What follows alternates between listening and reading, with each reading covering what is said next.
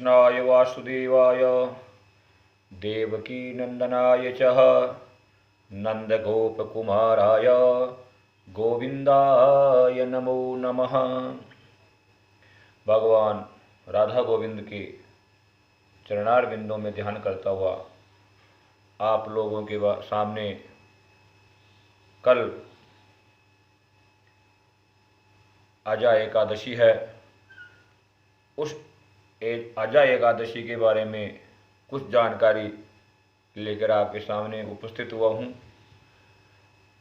इस आजा एकादशी को सब प्राणियों को करना चाहिए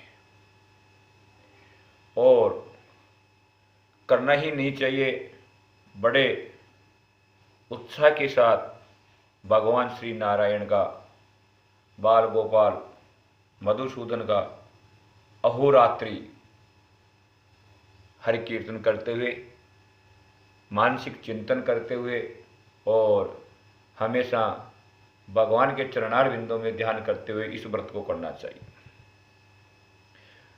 महाराज युधिष्ठिर पूछते हैं मधुसूदन से कि हे कृष्ण, हे माधव, आपने नाना जो एकादशियां थी उनके बारे में काफ़ी कुछ मेरे को बताया है।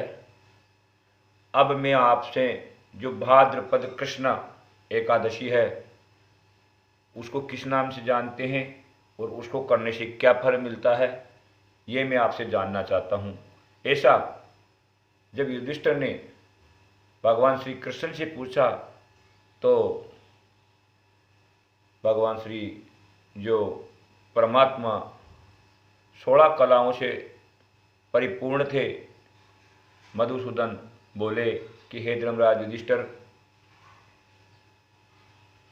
इस भाद्रपद एकादशी को अजा नाम से जाना जाता है और इसका बहुत ही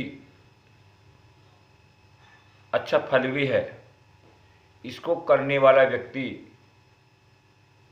परिवार सहित पापों से छुटकारा पा जाता है या जीवन में जो नाना प्रकार की विघ्न बाधाएं उत्पन्न हो रही होती है उनसे पार पा जाता है, या जीवन में जो नाना प्रकार की कष्ट यातनाएं मिल रही होती है, शत्रु पीछे पड़े हुए हैं, ऐसे व्यक्ति को भी इस एकादशी का व्रत बताया गया है। भगवान मधुसूदन कहते हैं कि त्रेता युग की बात है। सूर्यवंशी जो राजा थे उन्हीं के वंश में एक सत्यव्रत नाम का राजा हुआ था, सत्यव्रत। और उस सत्यव्रत के जो पुत्र हुआ उसका नाम हरिश्चंद्र रखा गया। और समय पा करके ये जो हरिश्चंद्र था ये बड़ा सत्य को मानने वाला और एक बार जिस बात को कह देता था उसको किसी भी परिस्थिति में पूर्ण भी करता था, यानी सत्य का सहारा लेकर के अपना जीवन व्यतीत करता था। और सत्यता इनके जीवन में इतनी थी कि ये किसी भी कीमत को चुका करके सत्य का सहारा कभी नहीं छोड़ते थे, सत्य का पालन हमेशा करते थे। जब इनके सत्यता के बारे में अन्य जगह कीर्ति फैलने लगी, पृथ्वी पर नहीं स्वर्गलोक में भी इनके बारे में चर्चा होने लगी कि सूर्यवंश में एक ऐसे प्रतापी राजा हैं हरिश्चंद्र जो सत्यव्रत को धारण करते हैं और वह सत्य का सहारा ही लेकर के जीवन व्यतीत करते हैं और उनकी प्रजा हमेशा सुखपूर्वक जीवन व्यतीत करती है। जब इस प्रकार की चर्चा चारों तरफ फैली तो जो विश्वामित्र ऋषि थे, मुनि थे, उन्होंने राजा हरिश्चंद्र की परीक्षा लेनी चाहिए कि ये सत्यव्रत पर खरे उतरते या नहीं उतरते हैं, या जो लोग इनके बारे में चर्चा करते हैं वो सत्य है या वैसे ही इनकी कीर्ति चारों तरफ फैली हुई है। इस प्रकार परीक्षा लेने के लिए एक बार राजा सो रहे थे हरिश्चंद्र, और विश्वामित्र जी ने अपनी तपस्या के प्रभाव से उनके स्वप्न में जाते हैं और जाकर के ब्राह्मण का वेश बना करके, तो राजा स्वप्न में क्या देखते हैं कि एक ब्राह्मण स्वप्न में आ रहा है, और आकर के राजा ने उन्हें बड़े आदर सत्कार से अंदर लिया, पूजा अर्घ्य दिया, बिठाया, सत्कार किया, भोजन कराया, और उस ब्राह्मण ने दान में राजा का सारे राज्य ले लिया। ऐसा हो जाने पर जब राजा सुबह उठा तो उस स्वप्न को भूल गया। याद तो था लेकिन पूरा स्पष्ट रूप से उनको याद नहीं आ पा रहा था।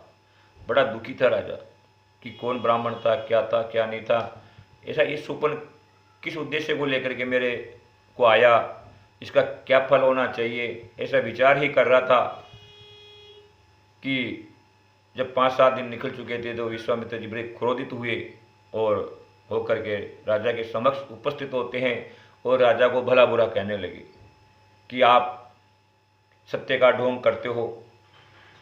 आपको पता है आज से 5-7 दिन पहले मैं आपके स्वप्न में आया था, और स्वप्न में आने पर आपने मेरा सत्कार करके सारा राज्य मुझे दान में दे दिया था आपने, और अभी भी अपने इस राज्य का भोग भोग रहे हो कि भी राज्य तो मेरा हो गया, आपका कहाँ से हुआ। जब इस प्रकार की बातें विश्वामित्र जी ने कही तो जो राजा हरिश्चंद्र थे उनका वो स्वप्न जो धुंधला हुआ था, जो पहचान में नहीं आ रहा था, वो स्पष्ट हो गया, और उन्होंने पहचान लिया कि मेरे स्वप्न में यही ब्राह्मण के जो जिनको मैंने दान किया था पूरा राज्य, वो यही ब्राह्मण थे।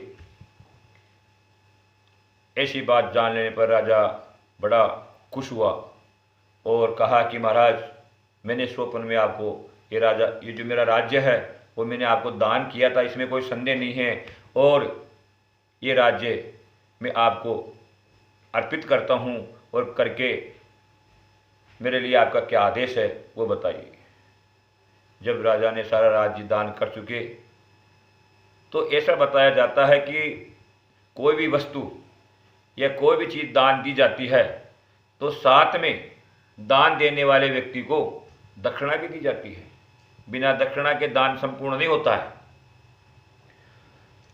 तो विश्वामित्र जी कहते हैं कि हे राजन, आपने दान तो कर दिया लेकिन दक्षिणा नहीं दी, और जब तक आप दक्षिणा नहीं दोगे तब तक आपका दान परिपूर्ण नहीं माना जाएगा, और आप अपने वचनों के पालन नहीं कर पाओगे, और आपका जो सत्य व्रत है वो खंडित हो जाएगा। जब इस प्रकार की बात हुई तो राजा बड़े चिंतित हुए और अपने जो मंत्री या जो कोषाध्यक्ष थे उनको आदेश देते हैं कि आप राजकोष से ला करके 500 स्वर्ण मुद्राएं ला करके दक्षिणा के रूप में महाराज को दी जाए। लेकिन विश्वामित्र जी मना कर देते हैं कि हे राजन, जिस राज्य का आप पहले ही दान कर चुके हो उस राज्य का कोष भी तो दान लेने वाले ब्राह्मण का ही हुआ, यानी ये कोष भी मेरा ही है, तो आप मेरे ही कोष में से मेरे को दक्षिणा कैसे दे सकते हो। आप तो दक्षिणा तो अन्य जगह से व्यवस्था करके मेरे को देनी पड़ेगी, वह दक्षिणा तो राजकोष में जो है वो तो मेरी ही है, और अगर आप मेरे को दक्षिणा नहीं देंगे तो मैं आपको श्राप दे दूंगा। इस प्रकार राजा बड़ा भी चिंतित हुए और अंततः उन्होंने अपने पुत्र एवं रानी को वहाँ से ले लिया, विदा हो लिए, और कहते हैं कि महाराज मैं आज सूर्य से पहले पहले आपको दक्षिणा अवश्य दूंगा। जब कोई व्यवस्था नहीं बैठ पाई तब राजा ने स्वयं बनारस के जो चांडाल था मणिकर्णिका घाट का, उस चांडाल को अपने आप को बेच दिया, और बेच करके 500 स्वर्ण मुद्राएं उससे प्राप्त की उन्होंने चांडाल से, और वो जो चांडाल से स्वर्ण मुद्राएं मिली वो महाराज विश्वामित्र को दक्षिणा के रूप में भेंट करके राजा हरिश्चंद्र यहाँ काशी के अंदर चांडाल के उस शमशान के अंदर चांडाल का काम करने लग गए। कई वर्ष बीत गए चांडाल का काम करते करते, कई वर्ष बीत गए। राजा की जो रानी थी और जो उसका पुत्र था रोहिताश्व, उनको भी पता नहीं था कि राजा कहाँ पर है और क्या कर रहे हैं। वो अलग अपना जीवन व्यतीत कर रहे थे। किसी के यहाँ बर्तन साफ करते थे, किसी के कुछ और काम करते थे और नौकरी करके नाना प्रकार के घरों में जा करके वो अपना उधर पूर्ति करते थे दोनों माँ बेटे। एक दिन खेलते खेलते रोहिताश्व को एक सर्प ने डस लिया और उस सर्प के डस लेने से रोहिताश्व की मृत्यु हो जाती है। जब रोहिताश्व की मृत्यु हो जाती है तो रानी बिलक उठती है और तड़पने लगती है और रो रो के बुरा हाल हो जाता है उसका। वो कहती है कि हे परमात्मा, क्या ये सारा संकट हमारे ऊपर ही आना था? अब मैं इस रोहिताश्व के पिता पता नहीं कहाँ हैं, उन तक इस संदेश को कैसे पहुँचाऊँ? मैं तो कुछ जानती भी नहीं हूँ और अब इसका अंतिम संस्कार मैं कैसे करूँ? मेरे पास तो कुछ है भी नहीं, क्या करूँ? इस प्रकार विचार करके अपनी बाहों से उठा करके रोहिताश्व को वो शमशान में ले जाती है और संयोगवश वह उसी शमशान में लेकर के जाती है जिस शमशान में राजा हरिश्चंद्र चांडाल का काम कर रहा होता है और मृतक परिवार से कर के रूप में वो कुछ न कुछ मुद्राएं या ऐसी चीज़ें वह इकट्ठी करता है और अपने जो उनका जो स्वामी था चांडाल, उसको जाकर के वो देते थे। यानी कि उनकी नौकरी थी राजा हरिश्चंद्र की वहाँ पे। अब जब रोहिताश्व की माँ और राजा हरिश्चंद्र की पत्नी पुत्र को लेकर के वहाँ पहुँचती है तो राजा दाग करवाने के लिए कर मांगता है अपनी पत्नी से। वो पहचान नहीं पा रहा है अभी कि ये मेरी ही पत्नी है और ये जो लाश है ये मेरे ही पुत्र की है। वो कहती है कि मेरे पास तो कुछ है ही नहीं, मैं क्या करूं, कहाँ से दूं? आप इसका दाग संस्कार करवाइए। लेकिन जो हरिश्चंद्र थे वो कहते हैं कि अगर मैं बिना कर लिए हुए अगर इसका दाग करवाता हूं तो मैं मेरे राजा के साथ धोखा करूंगा और मेरा सत्यव्रत टूट जाएगा। मैं बिना कर लिए हुए इनका अंतिम संस्कार नहीं होने दूंगा।